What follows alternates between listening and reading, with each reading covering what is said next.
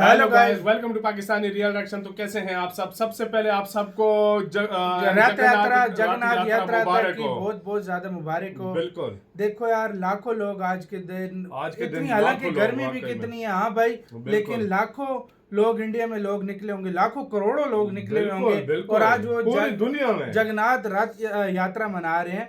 तो सबसे पहले आप लोगों को बहुत बहुत उसकी शुभकामनाएं। अब आते हैं, आज हम जानेंगे कि जगन्नाथ रथ यात्रा जो है वो क्यों आखिर मनाई जाती है, इसके पीछे क्या स्टोरी है। जगन्नाथ जी, लॉर्ड जगन्नाथ जी के बारे में भी हम जानेंगे कि मतलब क्या उनकी मतलब सारा वो है दास्तान। तो आज देखेंगे इस वीडियो के अंदर। वीडियो का टाइटल है Lord Jagannath the untold story. आज हमें इनके बारे में थोड़ा पता लगेगा, क्योंकि हमें आइडिया, हमें ये तो पता है बड़े भाई जो हैं लॉर्ड जगन्नाथ है, फिर उनकी बहन आती है और फिर तीसरे नंबर पे भाई, छोटे भाई हैं, मतलब 3 बहन भाई थे। हाँ भाई, तो क्या स्टोरी है सारी सुनेंगे इसके अंदर। तो बाकी बातें करते हैं बाद में। कौन कौन जगन्नाथ रथ यात्रा मना रहा है कमेंट में बताना। काउंट डाउन करते हैं 3 2 1 एंड स्टार्ट।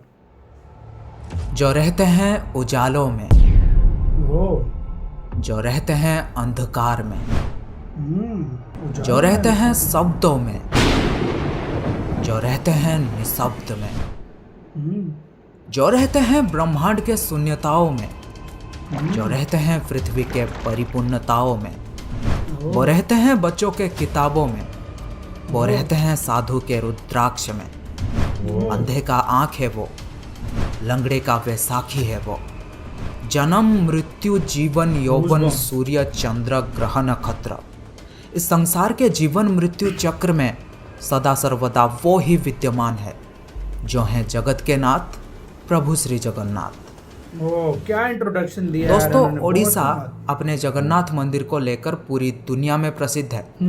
हर साल लाखों करोड़ों संख्या में श्रद्धालु यहाँ आते हैं।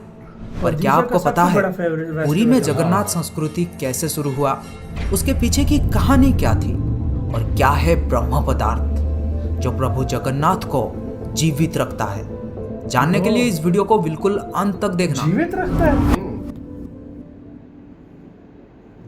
कहा जाता है कि मध्य भारत में इंद्रद्युम्न नाम के एक राजा रहते थे। उनके राजधानी का नाम था अवंती और वे भगवान विष्णु के बहुत बड़े भक्त थे और हमेशा भगवान विष्णु के दर्शन के लिए इच्छुक रहते थे। एक बार एक ऋषि घूमते हुए उनके महल में आ पहुंचे और कहने लगे, राजन, ओडिशा में भगवान विष्णु के भव्य रूप नीलमाधव को पूजा जाता है, लेकिन वो जगह ओडिशा के कौन से हिस्से में है ये आपको पता लगाना पड़ेगा। ये बात सुनते ही राजा इंद्रद्युम्न अत्यंत आनंदित हो उठे और तुरंत महल के मुख्य पुजारी के भाई विद्यापति को आदेश दिया कि वे ओडिशा जाकर नीलमाधव की खोज करें।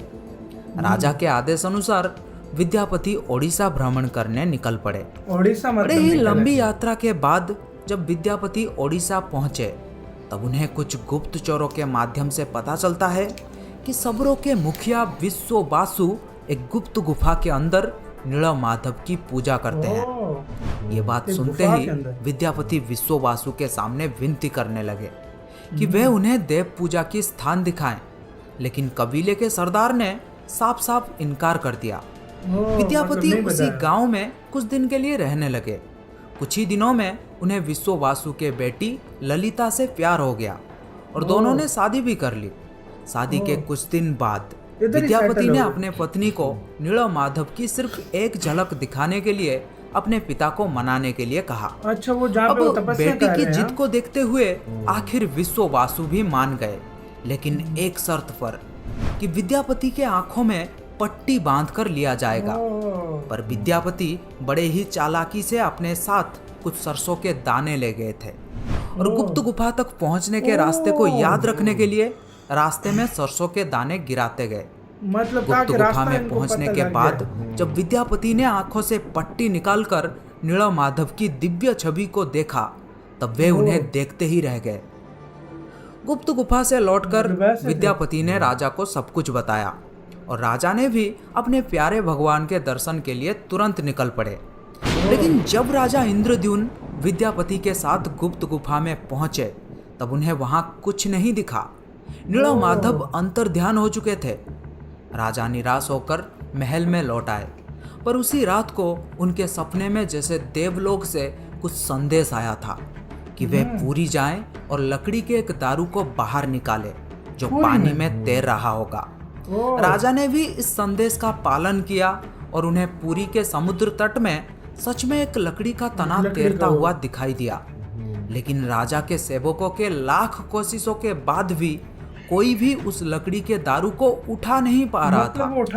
अंत में कबीले के सरदार विश्ववासु के सहायता से उस दारू को महल में लाया गया, परंतु उस लकड़ी के दारू में से कोई भी कारीगर नीलमाधव की छवि तराश नहीं पा रहे थे। कहते हैं कि जब इस काम को करना नामुमकिन हो गया तब देवताओं के शिल्पीकार श्री विश्वकर्मा एक बूढ़े बढ़ाई के रूप में प्रकट हुए। उन्होंने राजा को भरोसा दिलाया कि वे मूर्ति निर्माण कर सकते हैं, लेकिन कुछ शर्त पर कि वे भगवान विष्णु के मूर्ति को 21 दिन में बनाएंगे और अकेले ही बनाएंगे और कोई भी उनके काम में बाधा ना डाले। राजा ने ये सभी शर्त मान लिया। लोगों को सिर्फ आरी, छेनी और हथौड़ी इत्यादि की आवाजें सुनाई देती थी, लेकिन 15 दिन बाद जब रानी को कोई भी शब्द सुनाई नहीं दिया तब वे घबरा गए। उन्होंने सोचा कि बूढ़ा कारीगर शायद भूख प्यास से मर गया होगा। इसलिए रानी गुंडीचा ने दरवाजा खोलने के लिए राजा के सामने जिद किया। आखिर में दरवाजा खोला गया और राजा ने देखा कि वो बूढ़ा कारीगर जैसे गायब हो गया है और अपने पीछे आधा बना 3 मूर्ति छोड़ गया है, जो आज प्रभु जगन्नाथ, बड़े भाई बलभद्र और छोटी बहन सुभद्रा के रूप में पुरी के श्री मंदिर में पूजे जाते हैं। आपने देखा होगा जगन्नाथ के हाथ पैर आधा बना हुआ है, जिसका कारण यही बताया जाता है। कहते हैं कि द्वापर युग में कृष्ण की लीला एक सबर के हाथों समाप्त हुई थी, मतलब कलयुग में नीलमाधव की यात्रा शुरू हुई थी और एक सबर विश्ववासु के हाथों। दोस्तों, क्या आपको पता है प्रभु जगन्नाथ को भी बुखार होता है, उनको भी दवाई दिया जाता है। कभी कभी ठीक हो जाते हैं पर कभी कभी नहीं।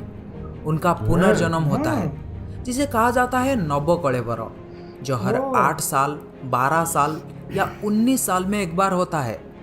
इन दिनों ओडिशा सरकार पुरी में अंधकार का ऐलान करते हैं और कुछ खास पुजारी आंखों में लाल कपड़ा और हाथों में लाल कपड़ा बांधकर पुरानी मूर्ति से कुछ रहस्यमयी चीज को निकालकर नई मूर्ति में लगा देते हैं। कहते हैं जो निकालते हैं कहा जाता है ब्रह्म पदार्थ, ब्रह्म जो जीवन का प्रमाण देता है।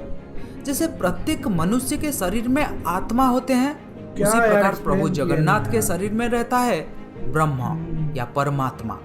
यही कारण है कि प्रभु जगन्नाथ दुनिया के एकमात्र जीवित ठाकुर हैं। वो जो भक्तों की पुकार सुनता है, समझता है और इच्छाओं को भी पूरा करता है। ब्रह्म को लेकर हमेशा सवाल उठते हैं, भक्त हो या संत, खोज करता हो या शोध करता, हर कोई ब्रह्म के सच्चाई जानना चाहते हैं। लेकिन आपको बता दूं, आज तक किसी को भी नहीं पता आखिर ये ब्रह्म है क्या।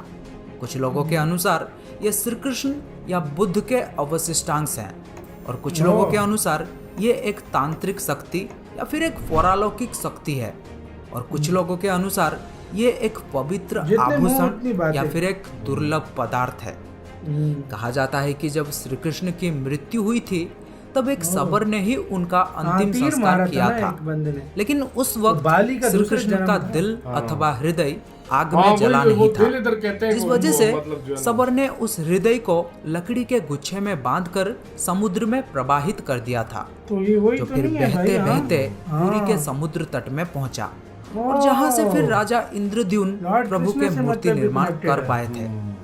यह था प्रभु जगन्नाथ के मूर्ति निर्माण की कहानी।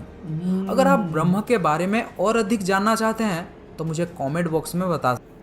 यार सीरियसली इनका चैनल सब्सक्राइब करो, क्या इन्फॉर्मेशन दी हमें यार, सीरियसली नहीं पता था। अच्छा, लॉर्ड जगन्नाथ मतलब ये अभी भी जिंदा है और मतलब भाई हर 9 साल बाद, 12 साल बाद या 19 साल बाद मतलब इनको चेंज करते हैं और फुल उस लोड दिन शेडिंग कर देते हैं, फुल मतलब बिजली अंधेरा वगैरह कर अंधेरा देते हैं, कर घरों देते से हैं। भी शायद लोग नहीं क्योंकि निकलता। वो दिल होता है, कहते हैं जब वो दिल चेंज और किया जाता ये है ना कहते हैं जगह। लॉर्ड कृष्ण का हाँ। दिल इसके अंदर था, हाँ, लकड़ी अंदर के था, अंदर, हाँ, लकड़ी के अंदर। लकड़ी के अंदर था। तो उन्होंने वो जो 15 दिन लगाया ना, 21 दिन का उन्होंने बोला था, बिल्कुल। वो सही रूप मतलब आधा काम फिर भी रह गया था। रह हाँ? गया था, वो तो उससे- 15 दिन में ओपन हुआ तो ये था उसके सामने और वो गायब हो चुके थे। बिल्कुल। ओ भाई साहब क्या और यार, कहते हैं जो seriously। अगर इनको इस तरह हाँ। देख ले वो जिंदा नहीं रहता, वो मर जिंदा जाता नहीं है। रहता। और दूसरी फिर बात ये कि मतलब इसमें ये वो जो लकड़ी मिली थी ना, ये उससे बनाए थे इन्होंने। फिर और इधर- आज भी ये भाई इनकी देखो उस मंदिर के अंदर ये लगे हैं। हाँ भाई। बिल्कुल। और इनका ये भी बताया जाता है जिस तरीके से खाने के रस में बहुत सारे हैं। इधर इसके ऊपर से कोई जहाज नहीं हाँ, गुजरता, कोई जहाज नहीं झंडा गुजरता। हवाएं जो हाँ, मतलब देखो दूसरी आती रोक रहती, में दूसरी चलता तरफ है। की है। हमने बहुत सारे जो हाँ, है इस ना तरह इसके सुने यार रखे हैं। बहुत ज्यादा मजा है इस इन्फॉर्मेशन पे। गाइस आप लोगों का क्या कहना है? अपने कमेंट सेक्शन में कौन कौन उद्देश्य से आज सेलिब्रेट कौन कौन भारत में कर रहा है, प्लीज लाजमी बताइएगा। अपना बहुत ज्यादा ख्याल रखिएगा। तो यार भाई